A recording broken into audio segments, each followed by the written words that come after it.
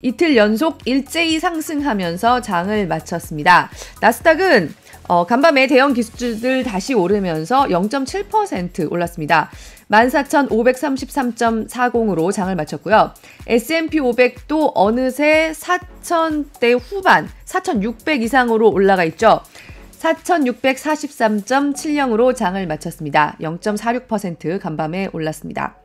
미국 시간으로 오전에 일찍 발표된 미국의 11월 소비자 물가지수 CPI 결과에도 불구하고 올랐다고 보는 게 일단은 적절하겠습니다. 미국의 소비자 물가는 지난해 11월보다 3.1% 올랐고요. 지난달 그러니까 10월보다는 0.1% 상승했습니다.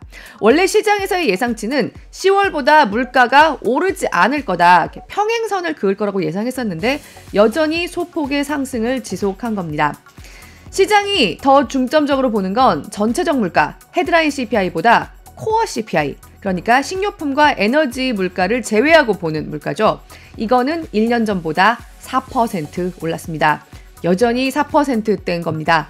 연준의 물가 목표치가 딱 2%씩 상승하는 거니까 여전히 그 2배 수준의 속도로 물가가 오르고 있습니다.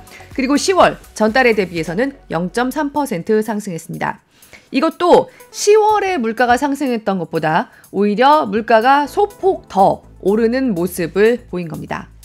앞서 말씀드린 것처럼 여기에 대한 간밤 블룸버그 뉴스레터의 반응은 끈끈해였습니다. 진짜 물가 한번 쉽게 안 떨어지네. 이러면 인플레를 잡기 위해서 과격하게 금리를 올려온 연준이 금리를 내려주는 속도가 아무래도 느려질 수밖에 없겠다는 분위기가 퍼진 거죠. 어떻게 해서 이런 물가 나왔는지 좀 간단하게만 먼저 살펴보면요.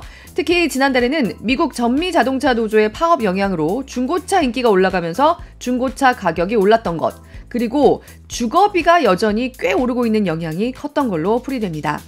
하지만 이런 분위기 속에서도요. 금리 한번 가서 볼까요? 미 국채 금리 한번 가서 보시겠습니다.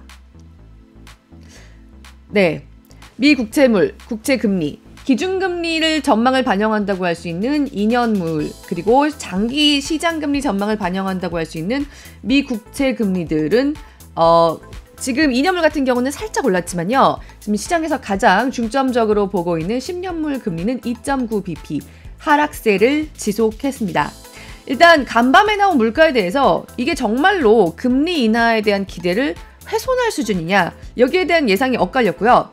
마침 어제 진행된 30년물, 초장기물 국채 경매까지 현재의 시장금리 수준 4.3%대에서도 흥행하면서요. 만기가 30년이나 뒤인 30년물을 4.34% 이자에서도 받아들이는, 사주는 손들이 많이 나타나면서 그래, 결국 기준금리가 이 수준 정도로까지는 내년에 내려갈 건가 보다. 연준이 내년 5월에는 금리를 내리기 시작할 거고 적어도 내년 중에 4번은 내릴 거다라는 기대가 계속해서 이어진 겁니다. 기준금리가 지금의 상단 5.5%에서 4% 중반대까지 내려가려고 하면 내년 안에 적어도 4번은 내려야 할 테니까요. 한 계단씩 내린다고 할 때요. 이런 관측이 돌면서 달러 지수도 다시 잠시 좀 전에 보셨던 것처럼 하락하는 모습을 보였습니다. 그러나 왜 이렇게 빨리 안심들을 하냐, 긴장을 늦추지 말라는 목소리들도 일각에서 계속 나오고 있습니다. 오늘 장희성 지점장과 함께 중점적으로 파헤쳐 보도록 하겠습니다. 그리고 오늘 핀비즈맵 가서 함께 보면요. 네, 보시는 것처럼 어제 일제히 하락했던 매그니피선트 7, 한국인들도 가장 좋아하는 대형 기술주들 대체로 반등했습니다. 어제의 하락분을 그대로 다시 회복했는데요. 구글과 테슬라만 그중에서 하락하면서 마감했습니다. 구글은 인기 게임인 포트나이트 제작사 에픽게임즈와 벌여온 반독점 소송에서 패소했습니다. 샌프란시스코 연방법원이 배심원단 전원 일치로 에픽게임즈의 손을 들어줬습니다. 이거 상당히 큰 관심을 모아온 소송이었죠.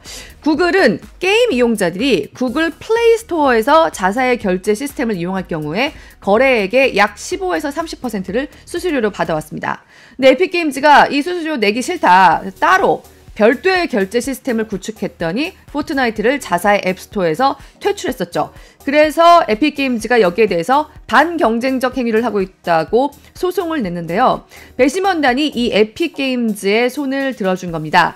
구글 플레이 앱스토어와 결제 서비스가 불법적으로 유착돼 있고 또 게임 개발사와의 계약인 프로젝트 허그라는 것은 또 역시 반경쟁적이라고 판단했습니다. 프로젝트 허그는 구글이 플레이스토어 외에 다른 플랫폼 이용을 막기 위해서 앱 개발자들과 스마트폰 제조업체들에게 자금을 제공하는 행위를 말합니다. 이렇게 되면 지금까지 구글이 해왔던 사업 모델들에 대해서 약간 영향이 생길 수밖에 없습니다. 구글이 앱스토어를 약간 반독점적으로 그러니까 독점적으로 운영해 오고 있다는 그런 판단이 내려온 거기 때문에요. 여기에 대해서 구글이 지금까지의 플랫폼에서의 가격 방식, 또 지급 방식을 완전히 통제해야 된다는 그 기존의 개념에 타격을 주는 거다라고 지금 시장에서는 해석하고 있습니다. 구글에게는 악재가 아닐 수 없고요. 테슬라는 1% 넘게 빠졌습니다. 대체로 테슬라뿐만 아니라 전기차들이 약세를 보인 간밤이었는데요. 테슬라의 경우에는 북유럽 노조들과 분쟁이 지속되고 있고요. 그리고 전기차를 둘러싼 환경이 우호적이지 않다는 얘기도 나오면서 계속해서 조정 압력이 이어지고 있는 모양새입니다. 포드 같은 경우에는요. 전기 트럭의 내년 생산량을 줄이겠다고 발표하니까 0.8% 올랐습니다. 그리고 또 핀비즈맵에서 빨갛게 떨어진 기술주가 있었죠. 네, 좌측 상단에 바로 눈에 띕니다. 오라클입니다. 분기 실적이 예상치를 밑돌면서 12% 폭락했고요. 종목판 가서 보면요. 어제 20% 폭등 소식을 전해드렸던 메이시스는 8% 급락하면서 어제 폭등세를 일부 반납했습니다. 어제 뉴스를 통해서 반짝 이익을 얻고 차익을 실현하려는 매물이 많았고요. 시티가 여전히 메이시스에 대한 투자 의견을 하향시키면서 일단 시장의 신뢰를 얻지 못하는 모습을 보였습니다. 그리고 유가 가서 보시죠. 유가 보면요. 네, 급락했습니다. 계속해서 급락세를 이어가고 있습니다. 서부 텍사스산 중진유 WTI 같은 경우는 이제 60달러대로 진입했습니다. 지난 6월 27일 이후로 가장 낮은 수준입니다.